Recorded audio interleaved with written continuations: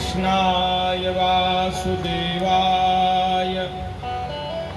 हरे परमात्मने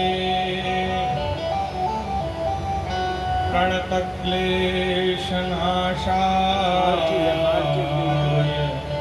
गोविन्दाय नमो नमः।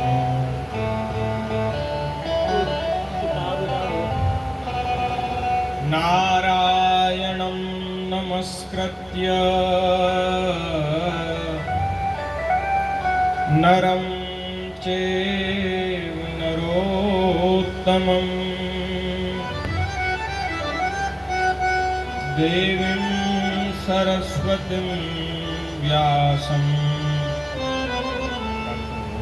ततो जयमुदीरये।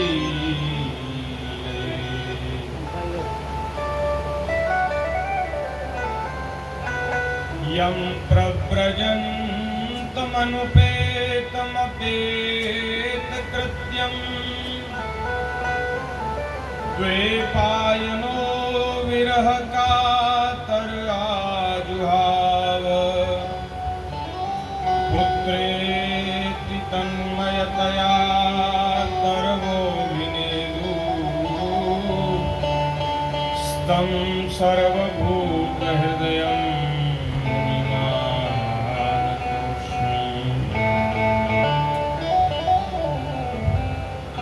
श्रीमद्भागवताख्योऽयं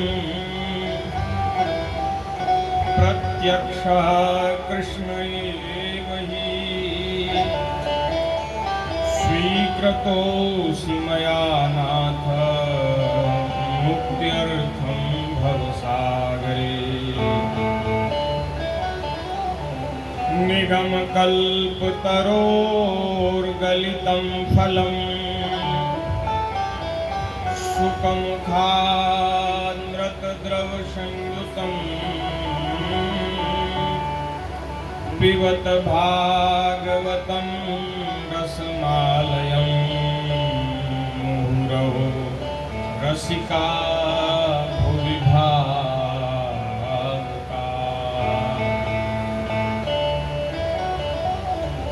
प्रह्लाद नारद पराशर पुंडरीक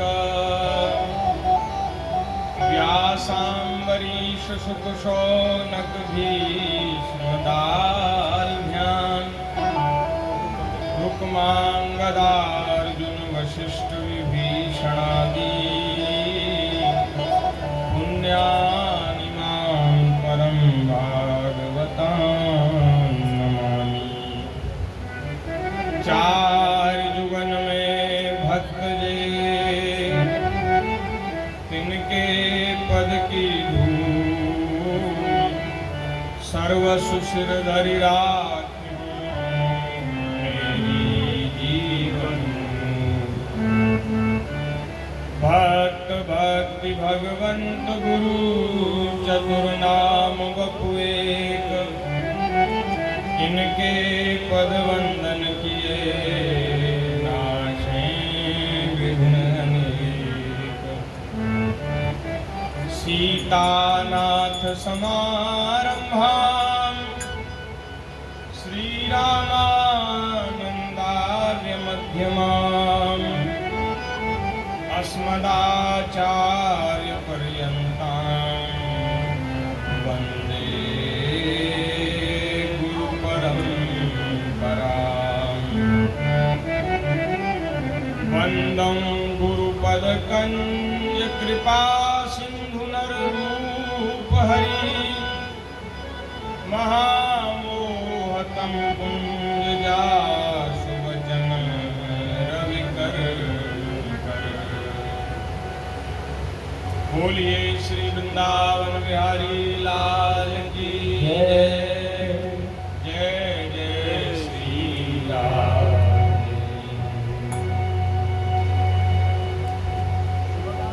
श्रीमद् भागवत जी की मंगलमयी कथा के श्रवण कथन में हम प्रवेश करें उससे पहले 2 क्षण भगवान के नाम का संकीर्तन करें। जय राधे राधे गोविंद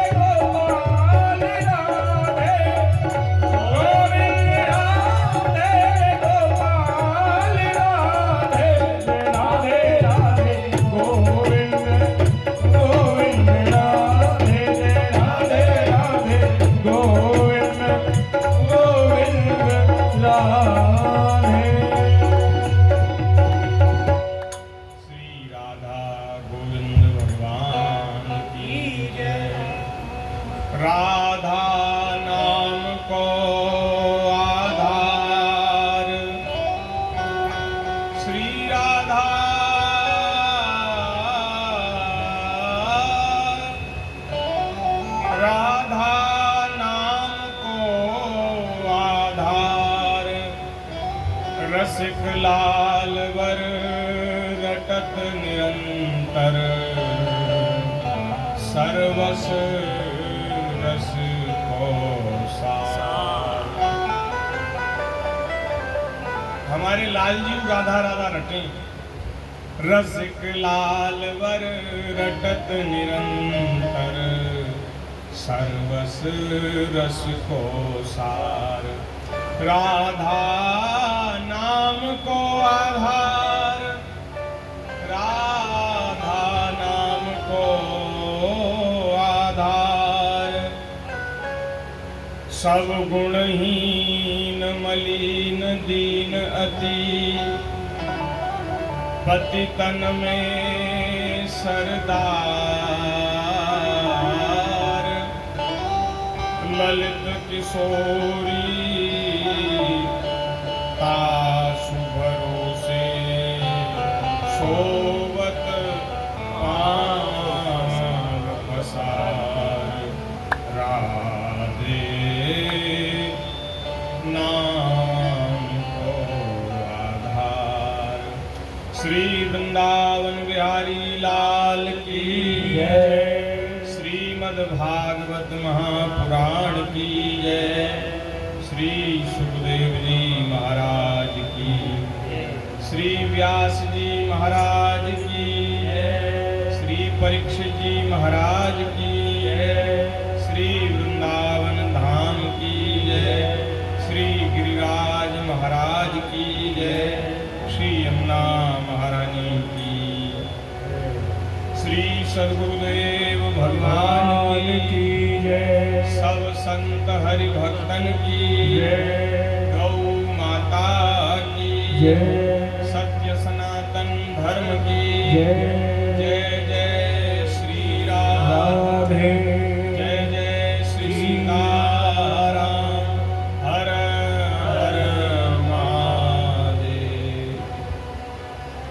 हरि शरणम। नारायण नारायण नारायण। भक्तवांछा कल्पतरु भट्ट वत्सल शरणागत वत्सल दीन बंधु दया सिंधु असंख्य कल्याण गुणगण निलय अकारण करुणा वरुणालय सच्चिदानंद घन मूर्ति आनंद कंद भगवान श्री वृंदावन बिहारिणी बिहारी जी की अतिशय असीम कृपा करुणा के फलस्वरूप हम सभी को परम पवित्र पुरुषोत्तम मास में, श्रावण पुरुषोत्तम मास में श्रीमद् भागवत जी की मंगलमयी कथा कहने सुनने का परम दुर्लभ अवसर प्राप्त हो रहा है। श्रीमद् भागवत जी की सप्ताह कथा उसका आज द्वितीय दिवस है। पहले दिन कल श्रीमद् भागवत जी के महात्म्य की चर्चा का कुछ निवेदन किया गया, कुछ स्मरण किया गया और आज दूसरे दिन की कथा में हम प्रवेश कर रहे हैं। सावन का महीना विशेष रूप से शंकर जी की आराधना का महीना है। इसमें शंकर जी की आराधना विशेष रूप से की जाती होती है। शंकर जी का महीना है श्रावण और पुरुषोत्तम महीना भगवान नारायण का महीना है। तो ये हरि और हर दोनों मिल गए, शंकर जी और विष्णु भगवान दोनों मिल गए। सावन में अधिक मास है तो हरि और हर का मिलन हो रहा है। और ये जो भागवत की कथा है ना, ये भी हरि और हर को मिलाने वाली है, संयोग कराने वाली है। शंकर जी की आराधना श्रावण में की जाती है, भक्तजन करते हैं, हम सभी लोग करते हैं। महाराज भोले बाबा को सबसे अधिक प्रिय भगवान की कथा ही है। शंकर जी को प्रसन्न करना है ना, तो उनको श्री राम कथा सुनाओ, भागवत की कथा सुनाओ, भगवान का नाम सुनाओ, उससे ज्यादा प्रसन्न होते हैं।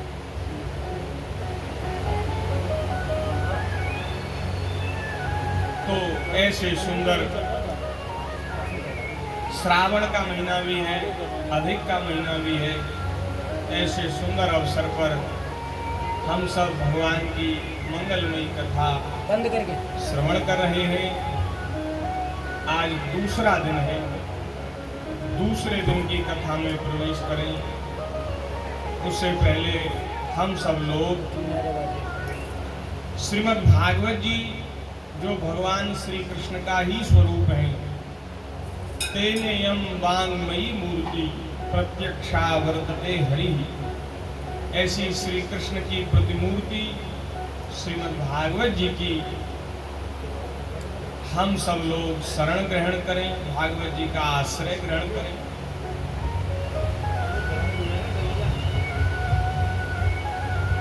और भागवत जी में भगवान श्री कृष्ण विराजमान हैं, ऐसा भाव करते हुए, भगवान के चरणों का आश्रय लेते हुए, भगवान के चरणों में यही प्रार्थना करते हुए कि हम आपकी शरण ग्रहण कर रहे हैं भव सागर से पार उतरने के लिए।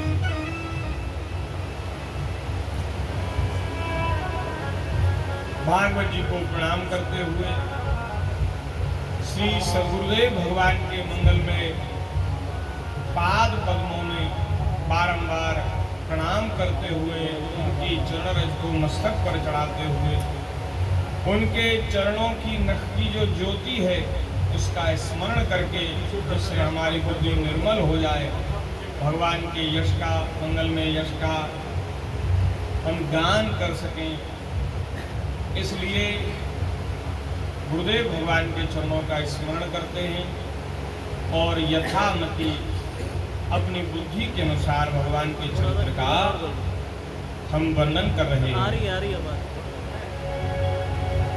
हेलो, तुमको बताओ। वैसे भगवान की कथा अनंत है, अपार है। ठाकुर जी की कथा का कोई पार नहीं है, जितना कहा जाए उतना कम है। हम लोगों को 7 दिन श्रीमद् भागवत जी की कथा सुनने के लिए मिले। बहुत सीमित समय है और कथा अनंत है, अपार है।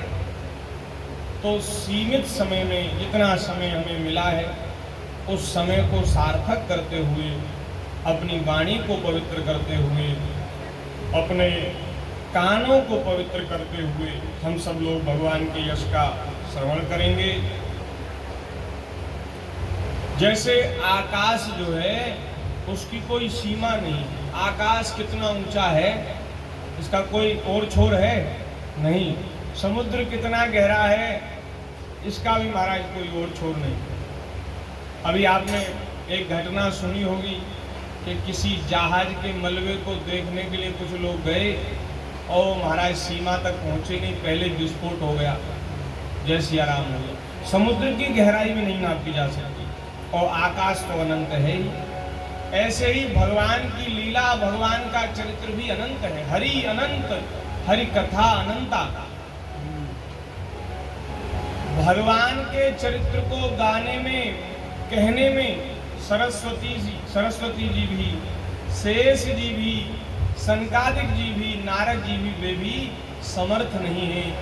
वेद जिनकी महिमा का निरंतर गान करते हैं, बाद में थक जाते हैं तो नेति नेति कह करके वर्णन करते हैं कि बोले महाराज हमारी तो जितनी शक्ति थी हमने पूरी लगा दी, लेकिन फिर भी भगवान की महिमा का कोई अंत नहीं है।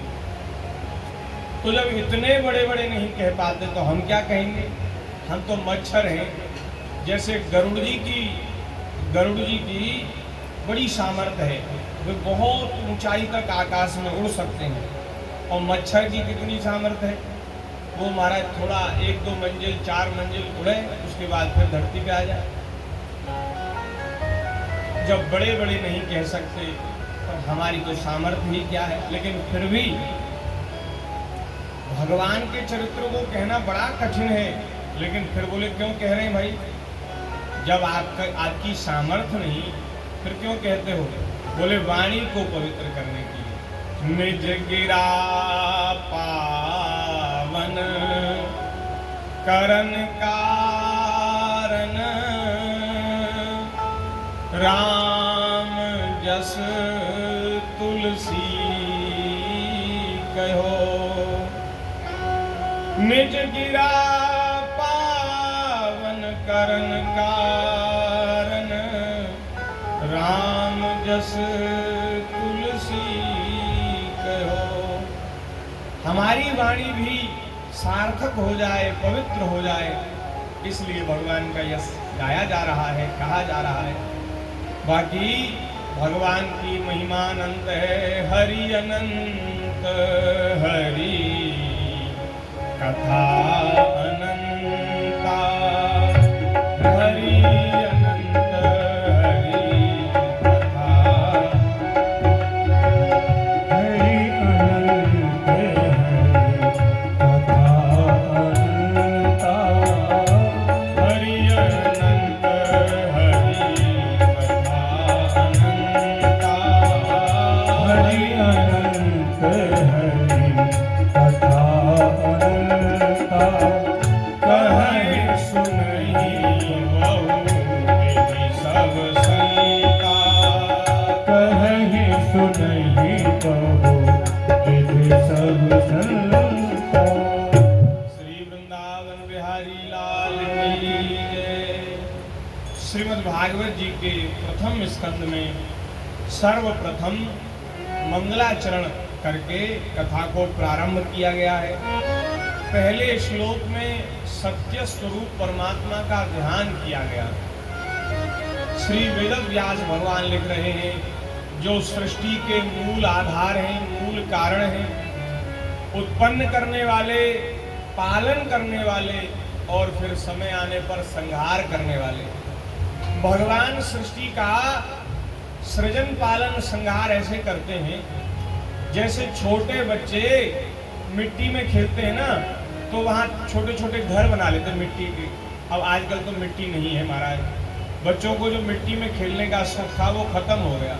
अब तो सब कंक्रीट का सब सामान हो गया, मिट्टी नहीं है। लेकिन गांव में आज भी बच्चे मिट्टी में खेलते हैं, तो छोटे छोटे घर बना लेते हैं। घंटा 2 घंटा खेलते हैं और फिर वहाँ से चलते हैं ना, तो अपने बनाए हुए घर को फोड़ करके चलते हैं। सब बनाया और तोड़ फोड़ कर फिर घर आते हैं। ऐसे ही भगवान बालक की तरह सृष्टि का सृजन करते, फिर उसका पालन करते और फिर उसका समय आने पर संहार कर देते, प्रलय कर देते। तो इन तीनों कामों के लिए भगवान ने 3 स्वरूप धारण किए हैं। सृजन का काम ब्रह्मा जी का है, रजोगुणी काम है, तो ब्रह्मा जी रजोगुण से उत्पन्न है, ब्रह्मा जी सृजन का काम करते हैं। पालन का काम विष्णु भगवान करते हैं, विष्णु रूप में भगवान करते हैं। और संहार का काम है हमारे भोले बाबा का।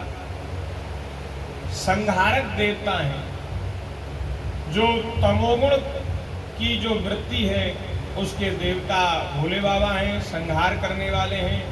और भक्तों के संकटों को, दुखों को, कष्टों को भी शंकर जी श्रृंगार कर देते हैं। तो भगवान ही इन 3 रूपों में अवतार लेकर के लीला करने के लिए सृष्टि का सृजन, पालन और संहार करते समय समय पर। इस समय कलयुग चल रहा है, 28वीं चतुर्युगी है, और अब ऐसा सुना है कि जब कल की भगवान का अवतार कलयुग के अंत में होगा, तो कल की भगवान सारे दुष्टों का संहार कर देंगे। एक तरह से प्रलय ही हो जाएगा और फिर सतयुग आ जाएगा। और तब तक ये संहार की लीला ही चल रही है। कहीं बाढ़ आ जाती है, कहीं भूकंप आ जाता है, कहीं जोर बारिश होती है, कहीं तूफान आ जाता है। तो ये संहारक लीला भगवान की चल रही है। जो अपने संकल्प से ब्रह्मा जी को वेदों का ज्ञान दे देते हैं, और महाराज जिनके विचार में, जिनके बारे में विचार करते करते बड़े बड़े विद्वान भी मोहित हो जाते हैं। भूयन्ति यत् सूरयः, बड़े बड़े विद्वान भी जिनकी महिमा का विचार करते हैं तो मोहित हो जाते हैं, उनकी बुद्धि व्याकुल हो जाती है। ऐसी भगवान की महिमा, ऐसे सत्य स्वरूप भगवान का हम ध्यान करते हैं। मंगलाचरण के दूसरे श्लोक में श्रीमद् भागवत जी की महिमा का गान किया गया। भागवत जी की महिमा का स्मरण करते हुए कह रहे हैं, सद्यो हृदय वरुध्यते कृतभि शुश्रूषुभिस्तक्षणा। जिस किसी पुण्यात्मा जीव के, मनुष्य के मन में श्रीमद् भागवत जी के श्रवण की इच्छा उत्पन्न होती है, उसी क्षण भगवान श्री हरि उसके अंतःकरण में प्रविष्ट हो जाते हैं, ठाकुर जी प्रवेश कर जाते हैं। जितने भी सब साधन हैं भगवान को हृदय में पधराने के लिए हैं। ठाकुर जी हृदय भवन में, हृदय मंदिर में बैठ जाएं तो हृदय की सारी मलिनता, सारे दोष, सारे पाप, सारे अवगुण नष्ट हो जाए। जैसे सूर्य भगवान के उदित होने पर अंधकार नष्ट हो जाता है, रात्रि नष्ट हो जाती है, इसी तरह जब भगवान हृदय में विराजते हैं तो हृदय की सारी मोह, माया, मलिनता सब नष्ट हो जाता है। तो हम भजन, साधन, पूजन जो कुछ करते हैं भगवान को हृदय में विराजमान करने के लिए करते हैं। लेकिन कथा की ऐसी महिमा है कि कथा सुनी नहीं गई, अभी श्रवण की इच्छा की गई कि हम कथा सुनेंगे। सुनने की इच्छा जैसे ही किसी भाग्यशाली के मन में होती है, उसी क्षण भगवान उसके हृदय में विराजमान हो जाते हैं। सद्यो हृदय वरुध्यते कृतभि शुश्रूषुभिस्तक्षणा। ऐसी श्रीमद् भागवत जी की कथा जो महामुनि सुखदेव जी के द्वारा वर्णन की गई है, परीक्षित जी के द्वारा सुनी गई है, तीनों प्रकार के तापों का निर्मूलन करने वाली है, जो जिसमें परम धर्म का निरूपण हुआ है। निष्काम जो परम धर्म है जीव का, उसका जिसमें वर्णन हुआ है, ऐसी भागवत जी की कथा। इसलिए भैया ये कथा कैसी है, बोले वेद रूपी कल्प वृक्ष के पके हुए फल का रस ही रस है श्रीमद् भागवत। इसमें न छिलका है न गुठली है, रस ही रस है। और ये रस स्वर्ग में नहीं है, स्वर्ग में नहीं है, दूसरे लोकों में नहीं है, ये रस इसी भूलोक में प्रकट है, इसी भूलोक में सुलभ है। इसलिए भैया इस रस का आस्वादन करो, इस रस से वंचित मत रहो, इस रस का पान करो। निगम कल्प तरोर गलितम फलम सुखमुखात द्रव संयुतम। इस रस का पान करो। पिबत भागवतम रसमालयम मुहुरहो रसिका भुवि भावुकाः। 3 श्लोक मंगलाचरण में लिखे गए। इन श्लोकों का हमने कल पाठ कर लिया था, इसलिए दोबारा से पाठ नहीं किया। अब कथा प्रारंभ कर रहे हैं व्यास जी महाराज। एक बार शौनक आदि ऋषि जो नैमिषारण्य तीर्थ में विराजमान हैं, उन्होंने अपना सब यज्ञादि का जो नित्य कर्म है, नित्य नैमित्तिक जो कार्य है, वो सब सवेरे सवेरे संक्षेप में कर लिया। माने 8-9 बजे तक फ्री हो गए सब करके। और व्यास गद्दी पर सूत जी महाराज को बिठा करके पूजन किया और उनसे विविध प्रश्न किए। उन्होंने सबसे पहले कहा, महाराज त्वया खलु पुराणानि सेतिहासानि चानग आख्यातान्यप्यधीतानि धर्मशास्त्राणि अन्युत।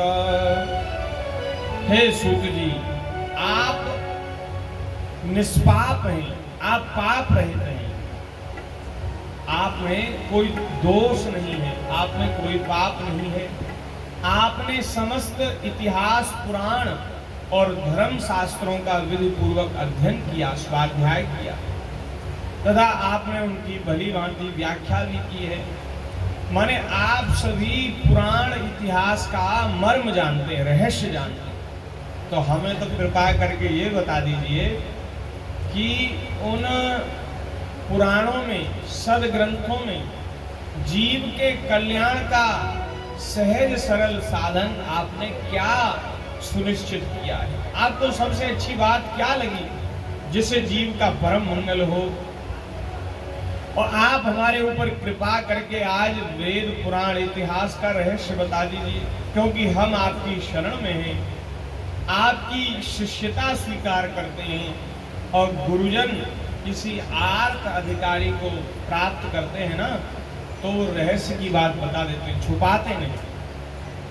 आर्त अधिकारी जहां पावई बोले, वहां सब रहस्य की बात गुरुजन बता देते हैं। इसलिए आप हमें कृपा करके बतावें, आप बतावें इस कलयुग में प्राय लोगों की आयु कम हो गई। सतयुग, त्रेता, द्वापर में आयु बहुत होती थी, 1000-1000, 2000 साल तक महाराज मनुष्य जीवित रहते थे। हमारे देखते देखते ही पहले 100 साल तक भी लोग जीवित रह जाते थे, लेकिन अब और आयु कम होती चली गई। और अब तो महाराज 70-80 कोई पार कर ले तो लोग कहते भाई बहुत जी लिए। नहीं तो पहले तो 100 साल तक की आयु लोगों की होती थी। अब भी कोई ना कोई बड़े बूढ़े ऐसे दिख जाते हैं जिन्होंने शतक कर लिया है, 100 साल की आयु पूरी कर ली है। लेकिन अब हम देख रहे हैं धीरे धीरे आयु कम हो रही है। और अभी तो एक कलयुग का प्रारंभ है, आगे और भी आयु कम होने वाली। जैसा हम लोगों का खान पान बिगड़ गया है, आहार विहार हमारा जो दूषित हो गया है, इसके कारण हमारी आयु कम हो गई। तो एक तो कलयुगी जीवों की आयु कम है, और दूसरी बात आयु तो कम है ही, इनके पास समय भी कम है। इनके रात दिन इतने व्यस्त हैं, इतने धंधों में, घर के कामों में, प्रपंच में इतने उलझे हैं कि लोगों से जब पूछो तभी कहते फुर्सत नहीं है महाराज, क्या करें। आप तो कहते हो कथा सुनो, सत्संग करो, भजन करो, पूजा पाठ करो, तीर्थ करो, लेकिन महाराज हम तो बड़े उलझे हैं, हमारे पास फुर्सत ही नहीं, क्या करें। तो ऐसे लोग, और अगर किसी के पास फुर्सत भी है ना, तो इतने आलसी हैं, मंदभाग्य हैं कि कुछ करना नहीं चाहते। अब देखो बड़ी विचित्र परिस्थिति है, आयु कम, समय कम, और जो कुछ समय मिला खाली उसमें आलस्य, प्रमाद। मोबाइल ऐसा है ये देवता कि सारे समय को खा गया। मोबाइल ने सब लोगों का समय हर लिया, अब लोगों के पास समय ही नहीं है। ये जो विज्ञान की जो उन्नति हो रही है ना, हम लोगों ने उन्नति तो की कि हम लोग थोड़े से सुख सुविधा को प्राप्त करके थोड़े फ्री हो जाएंगे। जैसे गाड़ी बनी होगी तो लोग सोचते होंगे कि भाई पहले जो यात्रा 4 दिन में होती थी, वो आज 4 घंटा में हो जाएगी। इतनी जोर से चलने वाली, जल्दी पहुंचाने वाली गाड़ी बन गई, रेलगाड़ी बन गई। और महाराज हवाई जहाज से तो बहुत जल्दी यात्रा लोग करने लग गए। तो होना तो ये चाहिए था कि आपके पास अब ज़्यादा समय होता, क्योंकि आपने बहुत ऐसी चीज़ें बना ली, अपने पास इकट्ठी कर ली, जिससे आपका समय बचे। लेकिन आप लोगों के पास उस समय ही नहीं रहा। ये क्या हुआ? हम लोग व्यस्त नहीं है, हम लोग अस्त व्यस्त हैं। हम लोगों का जीवनचर्या इतनी खराब हो गई कि अस्त व्यस्त हो गए। अब हमारा सब समय आलस्य में, प्रमाद में बीत जाता है। न जगने का टाइम है, न सोने का टाइम है। खाने पीने, जगने, सोने के साथ व्यवस्था बिगड़ गई। तो अब ये कलयुग महाराज का प्रताप है। ये मोबाइल को ही संत कलयुग कहते हैं। ये कलयुग हमारी जेब में ही बैठा है। तो कलयुग महाराज का प्रताप है। और एक संत तो कहते थे कि जो टीवी का एंटीना है, जो छतरी लगी रहती है, पहले एंटीना रहता था, आजकल गोल गोल छतरी लगी रहती है। तो हमारे महाराज जी बता रहे थे कि एक बार हम यात्रा करने के लिए कहीं बड़े शहर में गए, वृंदावन से। तो वहाँ हमने एंटीना देखा। तो हमने अपने गुरुजी से पूछा, बोले महाराज जी ये छतों पर क्या ये लगा है, ये क्या है? तो गुरुजी ने बताया, भैया ये कलयुग की ध्वजा है। कलयुग की ध्वजा है। ये एंटीना प्रदर्शित कर रहा है कि इन घरों में कलयुग रहता है। तो टीवी और ये मोबाइल, इतना इन्होंने महाराज हमारे सनातन संस्कृति का नाश किया है, बहुत ज़्यादा। अब विचार करके, कभी खाली समय में विचार करके देखो तो बहुत हानि हुई। लेकिन हम लोग दोष क्यों देखें? हम लोगों को गुणग्राही होना चाहिए। अगर किसी चीज में दोष है तो गुण भी बहुत है। टेलीविजन का एक ऐसा बढ़िया गुण है कि आप अपने घरों में बैठ कर के विदेश में होने वाली भी कथा, कीर्तन, उसका लाभ ले सकते हैं। अब मुरारी बापू की कथा चल रही है, 12 ज्योतिर्लिंगी। आप में से किसी को पता हो, बापू घूम घूम करके जो 12 ज्योतिर्लिंग है सावन के महीना में, उनका दर्शन करा रहे हैं और कथा सुना रहे हैं। आज हम सुन रहे थे सवेरे। तो मोबाइल का और टीवी का ये सदुपयोग है कि आप घर बैठे ऐसे दिव्य दिव्य आयोजनों का, कथाओं का लाभ ले सकते हैं। तो हमें लाभ लेना है। ब्रह्मा जी की ये सृष्टि गुण और दोषमयी है। गुण भी है, दोष भी है। ऐसी कोई चीज नहीं जिसमें कोई गुण न हो, और ऐसी भी कोई चीज नहीं जिसमें कोई दोष न हो। दोष और गुण सब में है। अगर दोषों को ही देखें तो फिर तो कोई चीज व्यवहार करने योग्य नहीं। फिर तो जंगल में चले जाओ, एकांत में रहो, नदी का जल पियो और राम राम करो। अगर दोषों से बचना है, संसार में रहना है, तो भैया दोष गुणमयी सृष्टि है। हमें गुण गुण ग्रहण करना है, सार ग्रहण करना है। संत हंस गुण गहई पये, परिहर बारी विकार। जड़ चेतन विश्व गुण दोष में विश्व कीन करतार। ब्रह्मा जी ने विश्व को गुण और दोष में बनाया। हम लोगों को गुण ग्रहण करना चाहिए। तो हम निवेदन ये कर रहे थे, हम लोग आलसी हो गए। अब महाराज नाना विघ्न बाधाओं से घिरे हुए मनुष्य, उनके पास समय ही नहीं है कि वे शास्त्रों को पढ़े। पार न पुराण उनको, वेद को अंत नहीं। वाणी तो अनेक, चित्त कहां कहां दीजिए। पुराण 17 पुराण है। एक एक पुराण में किसी में 10,000 श्लोक, 20,000 श्लोक, किसी में 50,000 श्लोक। कहां पढ़ोगे? कहां तक आप उनको समझने की कोशिश करोगे? और वेद को अंत नहीं। वेद तो इतने गंभीर हैं, उनका कोई अंत ही नहीं। और हम लोगों के पास समय नहीं। तो ये तो बड़ा विचित्र बात। अब कैसे करें, क्या करें? तो शास्त्रों को पढ़ने का इनके पास समय नहीं। और अगर कोई समय निकाल करके शास्त्र पुराणों को पढ़ने भी लग जाए तो उनमें अनेकों मत हैं। आप जिस किसी पुराण को उठा करके देखेंगे उसमें अलग ही बात लिखी है। अलग अलग पुराणों में अलग अलग बातें, अलग अलग देवताओं की महिमा, अलग अलग सिद्धांत कहे गए हैं। तो भैया आदमी के लिए तो बड़ा चक्कर है, क्या करें कैसे करें। तो अब क्या करें ऐसी स्थिति में? ऐसी स्थिति में संतों की शरण में चले जाओ और उनसे कहो, बोले महाराज हम तो कलयुगी आलसी मंद भाग्य जीव हैं, हमारे कल्याण की कोई सीधी सरल बात आप बता दीजिए। हमारे पास इतना समय नहीं, ना हमारी ऐसी बुद्धि कि हम वेद पुराण का जो रहस्य है उसको समझ सके। तो इसलिए महाराज शौनक आदि ऋषि कह रहे हैं, इसलिए हम तो आपकी शरण में बैठे हैं। अब आप कृपा करके हमें कलयुगी मनुष्यों का उद्धार सहजता से, सरलता से हो जाए, ऐसा कोई उपाय बता दीजिए। आपने अपनी बुद्धि के अनुसार जो सार ग्रहण किया है उसको आप हमें सुना दीजिए। सबसे पहला प्रश्न है जीवों का कल्याण कैसे, और दूसरे प्रश्न में कह रहे हैं कि महाराज हमारे मन में एक और इच्छा है, क्या सुनना चाहते हैं? बोले हम सुनना चाहते हैं यदुवंशियों की रक्षा करने के लिए हमने सुना है कि स्वयं परमात्मा श्री कृष्ण ही अवतरित हुए थे ब्रज में, मथुरा में, और उन्होंने देवकी के गर्भ से जन्म लिया, वसुदेव जी के यहाँ पुत्र बन करके आए।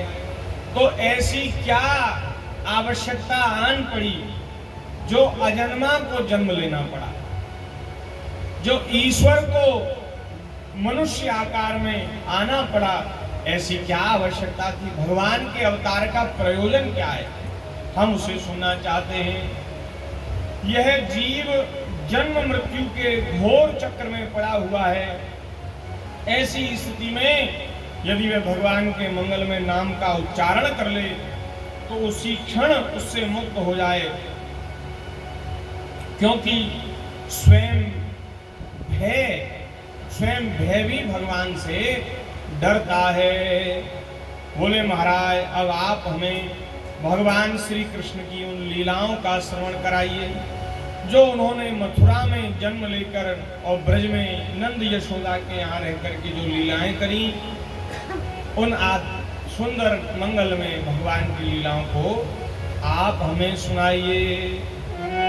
आप परम विरक्त हैं, परम शांत।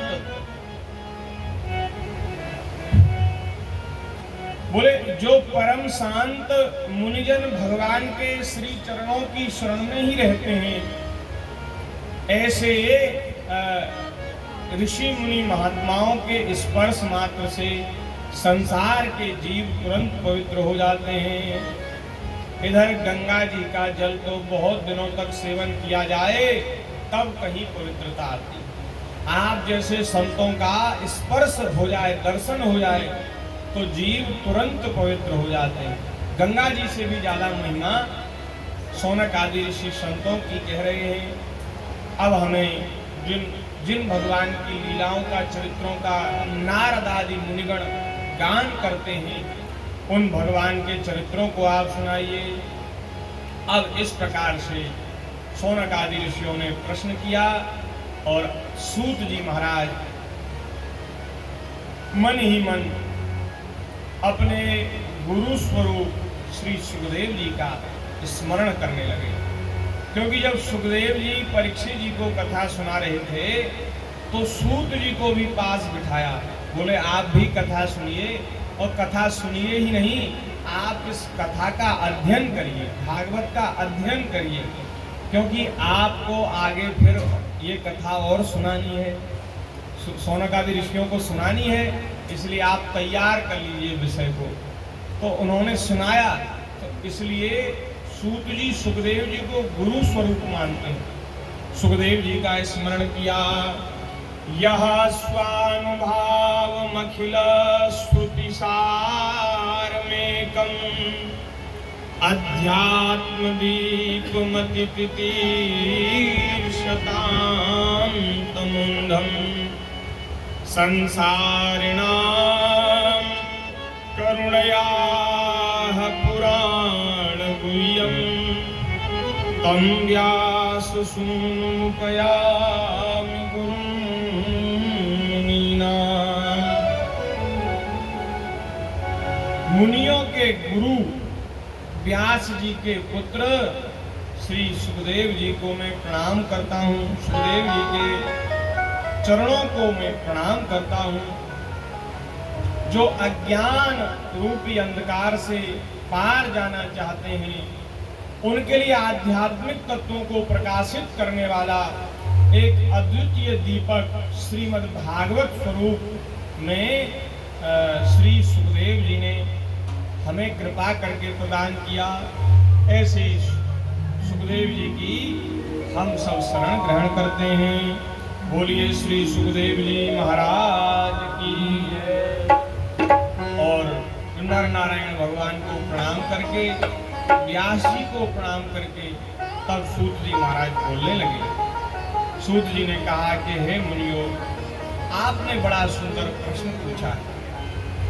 मुनयः साधु पृष्ठोहम भविद्भिर्लोक मंगलम। आपने संसार के कल्याण के लिए प्रश्न पूछा है। आप तो सब भगवान के बड़े भक्त हैं, आपको अपने कल्याण में संदेह नहीं है, लेकिन कलियुगी जीवों का सहज रूप से, सरल रूप से कल्याण हो जाए, इसलिए आप सभी मनुष्यों पर कृपा करने के लिए ऐसा प्रश्न पूछ रहे हैं। संतों के जीवन में अपना कोई सुख दुख नहीं होता। संत दूसरे के दुख से दुखी हो जाते हैं और दूसरे के सुख से सुखी हो जाते हैं। तो उनकी निजी समस्या नहीं है कि जीव का कल्याण कैसे, वो तो कल्याण स्वरूप है। भगवान की आराधना में, भजन में लगे हैं, स्मरण में लगे हैं, लेकिन वे हम लोगों का कल्याण हो जाए, इसलिए सूत जी से प्रश्न पूछ रहे हैं और उनका आदर सूत जी कर रहे हैं कि आपने बड़ी सुंदर बात पूछी, सुंदर प्रश्न किया है, इससे सारे संसार का मंगल होगा। ऐसा प्रश्न सुनने वाले को और सुनाने वाले को, दोनों को भली भांति शुद्ध कर देता है। हे शौनकादि ऋषियों, मनुष्य का सर्वश्रेष्ठ सर्वोपरि धर्म ये है कि उनको भगवान श्री हरि में परम भक्ति हो जाए। ये कल्याण की बात पूछी ना कि कल्याण कैसे हो, तो सबसे सरलता से, सहजता से मनुष्य का कल्याण हो जाए, उसका उपाय है भगवान की भक्ति। सवे पुंसां परो धर्मो यतो भक्तिरदोक्षजे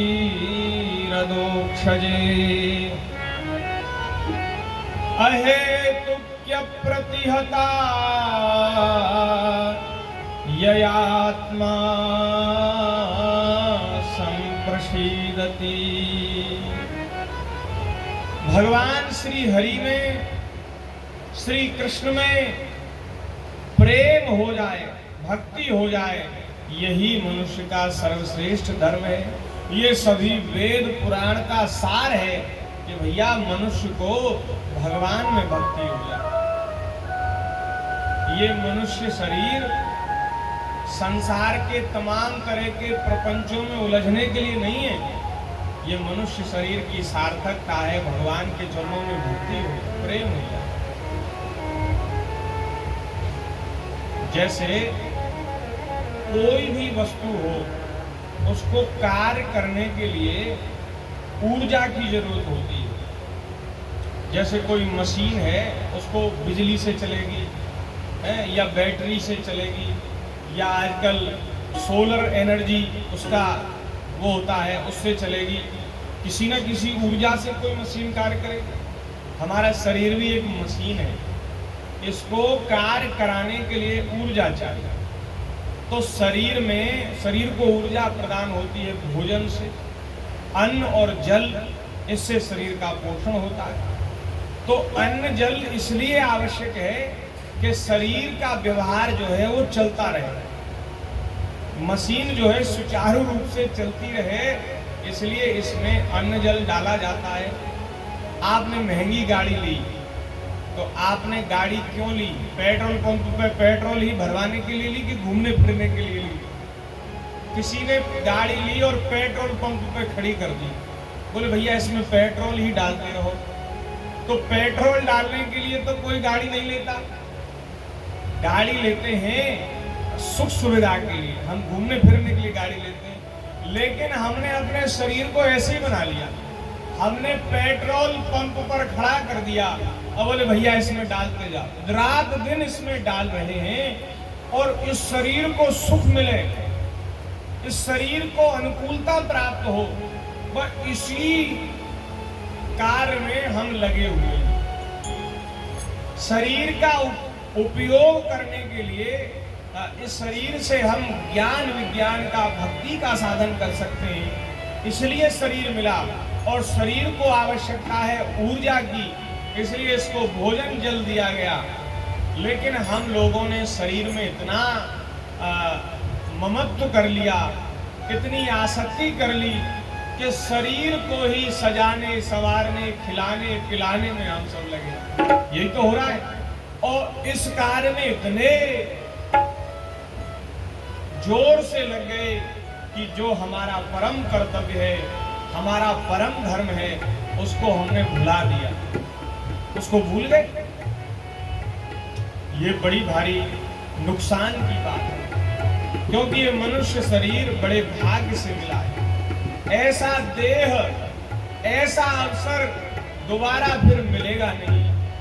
गोस्वामी जी ने लिखा, बड़े भाग मानुष तन पावा, बड़े भाग मानुष तन पावा, सुर दुर्लभ सब संतन गावा,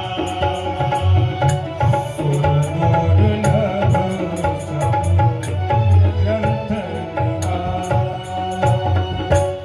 साधन धाम मोक्ष कर द्वारा, साधन धाम मोक्ष कर द्वारा, पाए न जेहि परलोक सवारा, पाए न जेहि लोक सहारा। श्री राम जय राम, जय जय राम, श्री राम जय राम, जय जय राम, श्री राम जय राम। तो महाराज, साधन धाम मोक्ष कर द्वारा, इस शरीर से साधन किया जा सकता है। ये शरीर जो है साधन शरीर है। और जितने भी शरीर है ना, पशु पक्षियों के और देवताओं के, ऋषि मुनियों के, सारे शरीर जो हैं वे पूर्व में किए हुए हमारे पाप पुण्य के फल को भोगने के लिए, उन शरीरों से नए कर्म नहीं किए जा सकते। जैसे कोई हिंसक पशु किसी प्राणी को मार देता है, उसको पाप नहीं लगता, क्योंकि उनमें विवेक नहीं है। वहां वे कोई नया कर्म करने के लिए स्वतंत्र ही नहीं है। पहले किए हुए कर्मों को भोगने के लिए उन्हें पशु पक्षी बनाया गया है।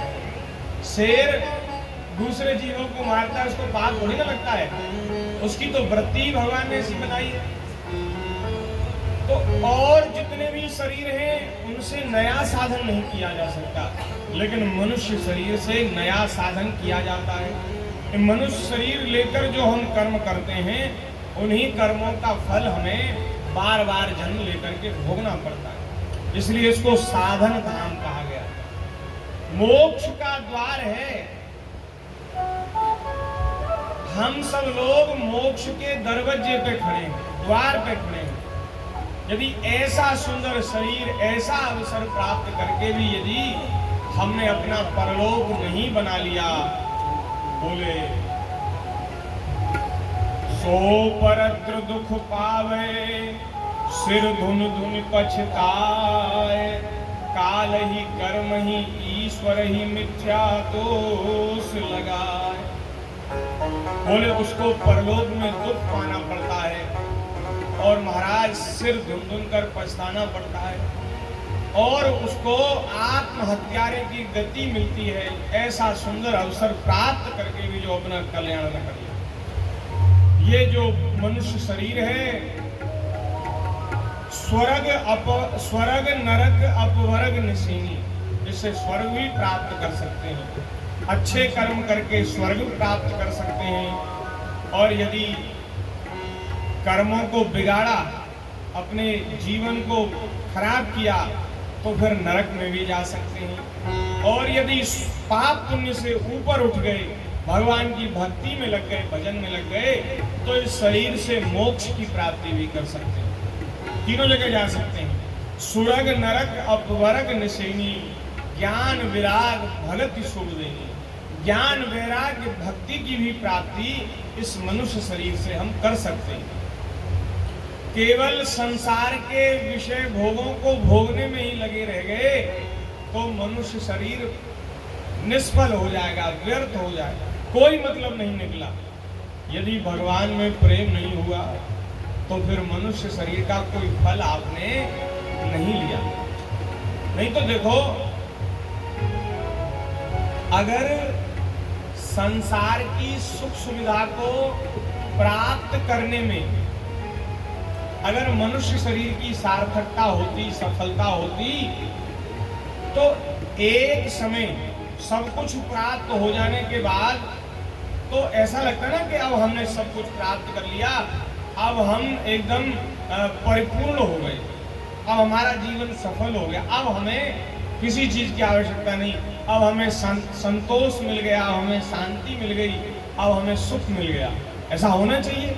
अगर इसी सब संसार को प्राप्त करने के लिए मनुष्य शरीर होता तो ऐसा होना चाहिए था, लेकिन ऐसा नहीं होता। कितनी भी आप सुख सुविधा जुटा लीजिए, मन में अशांति फैली रहती, असंतोष बना रहता है, तमाम तरह के दुख कष्ट और महाराज तमाम तरह की परेशानियां व्याधियां ये शरीर से लगी रहती हैं। कितनी भी संसार की उपलब्धि कोई प्राप्त कर ले, उसके मन में शांति, परम शांति का उदय नहीं होता। इसका मतलब ये हुआ कि हम भटक गए, हमें दूसरी जगह जाना था लेकिन दूसरी जगह उलझ गए, हमारा मार्ग भटक गया। तो भैया संत महापुरुष शास्त्र यही बता रहे हैं कि ये मनुष्य शरीर जिसकी सार्थकता है भगवान की भक्ति, मनुष्य के लिए परम कर्तव्य है, परम धर्म है कि भगवान के चरणों में भक्ति हो जाए। जिस किसी भाग्यशाली को भगवान के चरणों में प्रेम हो जाता है, भक्ति हो जाती है, चाहे वो जीवन के निचले स्तर पे है, कोई व्यवस्था, कोई सुविधा, कोई कुछ नहीं उसके पास, लेकिन फिर भी उसके मन में ऐसा संतोष होता है, ऐसी हृदय की स्थिति होती है कि वो कहता है। केवट ने श्री राम जी को गंगा जी के पार किया, भगवान के चरण पखारे, भगवान ने उसको देना चाहा कि भैया उतराई ले लो। हम लोग लेते लेते नहीं थकते, मांगते मांगते नहीं थकते, लेकिन वो सभी संसार की सुविधाओं से एकदम पिछड़ा हुआ, बिल्कुल कोई सुविधा नहीं, कोई सुख नहीं, गरीब दरिद्र, कोई संसार की उसके बाद व्यवस्था नहीं। वो कहता है महाराज आज में सब कुछ मुझे मिल गया, अब मुझे कुछ नहीं चाहिए। ये होती है भगवान की भक्ति की महिमा। ये तो पुरानी बात है, आज भी आप भजन करके देखिए, आपके पास कोई कुछ भी नहीं है, संसार की एकदम घोर प्रतिकूलता है, फिर भी घोर प्रतिकूल स्थूलता में भी भक्त के हृदय से धन्यवाद की निकलती है बात। प्रभु आपकी बड़ी कृपा है, आपने मुझे बहुत कुछ दिया, आपने देने में कोई कसर नहीं छोड़ी। और भगवान से विमुख रहा आया जीव मनुष्य तो कितना भी उसको मिल जाए उसके मन में संतोष नहीं आता, शांति नहीं आती। ये भगवान की कृपा से, भगवान की भक्ति की महिमा से ही हृदय में ऐसी बात आती कि अब कछु नाथ ना चाहिए मोरे, दीन दयाल अनुग्रह तोरे। अब आपकी कृपा से मुझे कुछ नहीं चाहिए। नहीं, राम जी ने कहा भाई कुछ तो ले लो, कुछ तो लेना ही पड़ेगा, हम बहुत राजी हैं, बहुत प्रसन्न हैं। अच्छा, आप ज़्यादा ही कहते हैं ना, तो जब आप लौट करके आवे, और उसने कहा हमारी मजूरी आप पर उधार नहीं है, तो इसलिए आप इसी मार्ग से लौट के आना। देखो कितना चतुर है केवल। बोले आप किसी दूसरे मार्ग से मत चले जाना, क्योंकि मेरी मजदूरी उधार है, मजदूरी दे के जाना। इसी मार्ग से लौट कर आना, और जब आप दोबारा मैं आपको नाव से उस पार करूंगा, तब आप मुझे जो देना चाहें सुबह सिर माथे रख लूंगा। राम जी मुस्कुरा दिए, भाई चतुर तो बहुत है। वो अब जब आए राम जी तो पुष्पक विमान में बैठ करके आए, लेकिन गंगा जी पर केवट से मिल के गए, क्योंकि इसने कह दिया था कि मुझसे मिल के जाना। गंगा जी के तट पर उतरे, केवट से मिले, निषाद राज गोह से मिले, तब अयोध्या गए। तो ऐसा महाराज आत्म उपलब्धि करने के बाद संसार की कोई भी वस्तु पाना शेष नहीं रहता। और जब तक ये उपलब्धि नहीं हुई, अंतरात्मा में अपने प्राण प्रियतम प्रभु का साक्षात्कार नहीं हुआ, प्रभु का दर्शन नहीं हुआ, तब तक संसार की कोई भी उपलब्धि आपको शांति का अनुभव नहीं कराएगी। इसलिए ये देखी हुई, अनुभव की हुई बात है, अनुभव की हुई बात है कि संसार में हम खूब बढ़ाने में तो संसार को लगे हैं, प्रपंच फैला रहे हैं, लेकिन इससे होगा कुछ नहीं। इससे केवल और केवल हमारा जीवन जो है अशांति की ओर जाएगा, अंधकार की ओर जाएगा। क्योंकि ज़्यादा सुख सुविधा, ज़्यादा